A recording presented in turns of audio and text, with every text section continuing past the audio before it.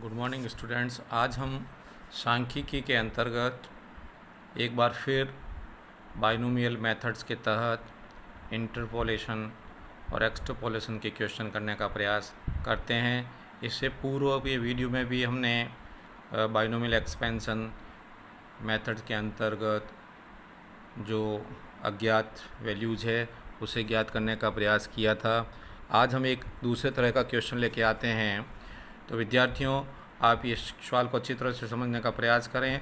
और दूसरा यह भी कि हम किस प्रकार जो बाइनोमियल का जो एक्सपेंशन है, विस्तार है, वह वाई के घात को किस प्रकार हम आगे की तरफ ज्ञात कर सकें, चाहे वह वाई कि 6 हो, वाई 7 हो, हम उसे अच्छी तरह से सूत्र के रूप में उसे ज्ञात कर सकते हैं। आज इसे समझने का प्रयास करें और इस वीडियो में यही विशेष रूप से समझाने का प्रयास किया है। तो अब हम एक अलग तरह का क्वेश्चन लेते हैं जो आपके एमए के विद्यार्थियों के लिए, एमए प्रीवियस इकोनॉमिक्स और बीए थर्ड ईयर के विद्यार्थियों के लिए बहुत महत्वपूर्ण सवाल है। उदाहरण देखिए, the age of mothers and average number of children born per mother are given in the following table। यहाँ पर मदर की एज और उनके द्वारा औसत जो बच्चों का जन्म दिया जाता है उसकी आंकड़े दिए गए हैं। Interpolate the average number of children born per mother age 30 to 34। अर्थात आपको 30 से 34 की आयु वर्ग की माताओं के उत्पन्न होने वाले बच्चों या जन्म लेने वाले बच्चों को आंकड़ा ज्ञात करना है। तो इसमें जो क्वेश्चन दे रखा है एज ऑफ मदर्स, तो आप देखिए क्वेश्चन में ही है 15 से 19, फिर 20 से 24, फिर 25 से 29, 30 से 34 और 35 से 39, 40 से 44। आगे दे रखा है the number of children born, जो संतति पैदा हो रही, बच्चे हो रहे हैं इस आयु ग्रुप के अंतर्गत 7.7, नेक्स्ट 20 से 24 के बीच में 2.1, 25 से 29 में 3.5, 30 से 34 के बीच में नहीं है जो अपने को ज्ञात करना है, और फिर 35 से 39 में 5.7 और अंत में 40 से 44 में 5.8 दे रखे हैं। विद्यार्थियों, आप इसमें बिल्कुल अच्छी तरह से, जैसा कल सवाल किया लगभग वैसा ही है। आप इसकी जो वर्गांतर देख करके घबराने की आवश्यकता न है। इसमें आपने पहला जो बनाया कॉलम, उसमें एज ऑफ मदर्स ले लिया, क्वेश्चन से 15 से 19, 20 से 24, 25 से 29, 30 से 34, 35 से 39 और 40 से 44। फिर इधर देखिए जो इसके साथ में क्वेश्चन में दिया हुआ है वो नंबर ऑफ चिल्ड्रन हमने ले लिया 0.7, 2.1, 3.5 और यह जो है वह आपको इस 30 से 34 आयु ग्रुप का ज्ञात करना है। अतः क्वेश्चन मार्क है।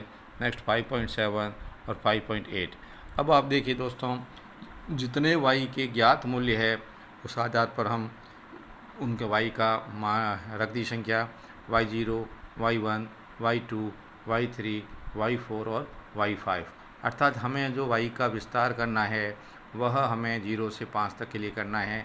तो सबसे पहले हम वाई मूल्य रख देते हैं y5 और फिर अल्टरनेट साइन का प्रयोग करेंगे जैसा कल भी बताया था, और फिर आगे के एक्सपेंड का सूत्र आप में रखते हुए किस प्रकार ज्ञात करेंगे आप समझने का प्रयास करें।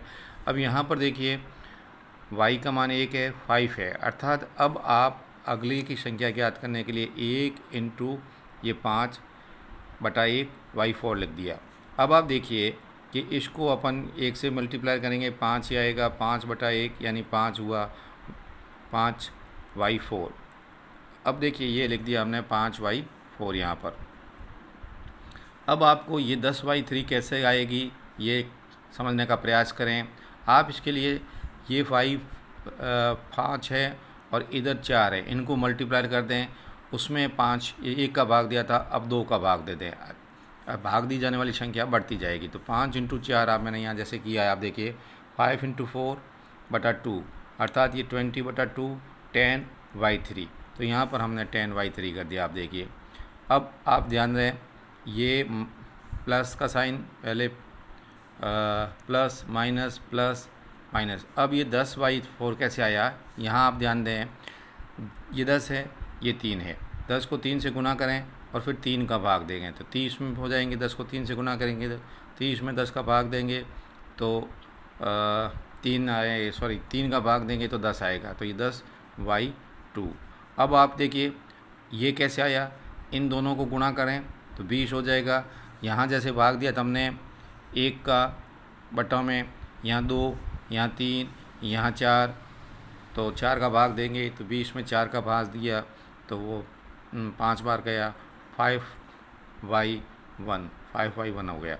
अब 5 को 1 से गुणा कर लें, देखिए मैंने यहाँ किया 5 और 1 को गुणा करके 5 का भाग दिया, ये 5 से 5 कट गए, y0, तो ये y0। तो किस प्रकार हम जो है वह एक्सपेंशन करके इसका मान ज्ञात करते हैं। ये जितना भी मूल्य दिए गए हो, ज्ञात मूल्य दिए गए, जैसे इस क्वेश्चन में ज्ञात मूल्य 5 है, यदि कहीं कोई ऐसा क्वेश्चन आता है जिसमें ज्ञात मूल्य 6 हो तो उस ज्ञात मूल्य 6 में यहाँ जैसे y4 है वो आपके y4 है उसमें y6 हो जाएगी। फिर इस घटते हुए क्रम में, और जो एक्सपेंशन करने का तरीका मैंने बताया आपको कि इसके साथ जो गुणित में है इससे गुणा करें, फिर बढ़ती हुई संख्या में भाग देते रहें, जैसे यहाँ 1 का भाग होगा, यहाँ 2 का भाग होगा, या 3 का भाग होगा, और इस प्रकार हम ये एक्सपेंशन या विस्तार ज्ञात कर सकते हैं। अब हम क्वेश्चन की तरफ बढ़ते हैं वापस। y5, आप देखिए y5 कितनी है 5.8, तो हमने यहाँ 5.8 लिख दिया, माइनस 5y4 देखिए कितना है 5.7, तो 5 तो ये है, ये यहाँ आ गया 5, और y4 का मान हमने यहाँ से ले लिया वो है 5.4, प्लस 10y3 में वही है एज इट इज, मान नहीं है तो फिर 10y3 हो जाएगा। फिर 10y2 के मान है 3.5, तो 10 × 3.5 प्लस 5y1 का मान देखिए, y1 का मान है आपके 2.1, तो हमने अब 2.1 लिख दिया, और यहाँ पर 2.5 जो है 5, तो यूँ कहीं बोलिए y1 का मान 2.1 है, 2.1 लिख दिया। फिर y0 गुणित में कुछ नहीं है, और यहाँ से y0 का मान लिया और वो दिया 0.7 आ गया।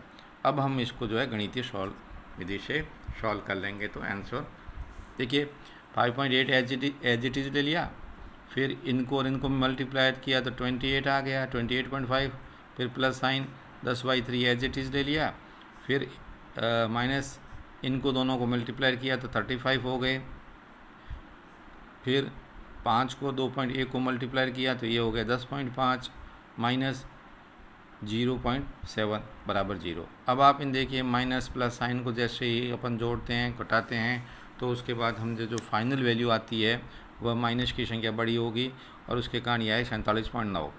और इधर जो ये संख्या y3 की है ये प्लस में है, लेकिन यदि हम इसको लेफ़्ट साइड में लेके जाते हैं बराबर के इधर, तो ये जो संख्या है वह माइनस में हो जाएगी, तो ये माइनस दोनों प्लस में हो गए।